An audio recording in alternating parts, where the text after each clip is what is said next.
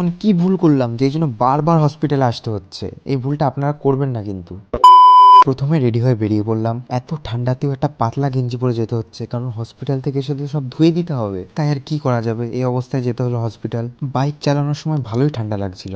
আসলে কি হয়েছে, কুকুর, বেড়াল, বাদর, গরু যদি আপনাকে কোনো জন্তু কামড় দেয় বা আঁচড় দেয়, তাহলে আপনার র্যাবিস ভাইরাস হওয়ার সম্ভাবনা থাকে। এই র্যাবিস ভাইরাস যাতে না হয় সেই জন্য আপনাকে ভ্যাকসিন নিতে হবে। আমাকে যারা ফলো করছে তারা তো জানেই, আমার পাশের বাড়ির দাদাকে বাদরে আঁচড় দিয়েছিল, সেই জন্য ওকে ভ্যাকসিন নিতে হচ্ছে। ভ্যাকসিনের একটা নির্দিষ্ট ডেট থাকে এবং টোটাল 4টি ভ্যাকসিন দেওয়া হয়। যেমন যেদিন আপনি যাবেন সেদিন আপনাকে একটা ভ্যাকসিন দেওয়া হবে এবং বাকি দুটো 3 দিন অন্তর অন্তর এবং লাস্টেরটা 20 দিন পর। কিন্তু এই মহান ব্যক্তি 3 নম্বর ভ্যাকসিনের ডেটটা মিস করে গেছে। 2 দিন পরে যাওয়াতে ডাক্তারবাবু খুব রেগে গেছেন এবং বকাঝকা করেছেন। তো ডাক্তারবাবু বললেন এই কোর্স আবার নতুন করে শুরু করতে হবে। এই জন্যই বলছি, আপনাদের যদি কোনোদিন ভ্যাকসিন দিতে হয়, একটা দিনও মিস করবেন না, তাহলে আপনার পস্তাতে হবে। বাড়ি এসে আগে বাইকটা ওয়াশ করলাম, তারপর নিজে ওয়াশ হয়ে গেলাম। আজকের ভিডিও এই পর্যন্তই। দেখা হচ্ছে আপনাদের সঙ্গে অন্য কোনো ভিডিওতে। টাটা।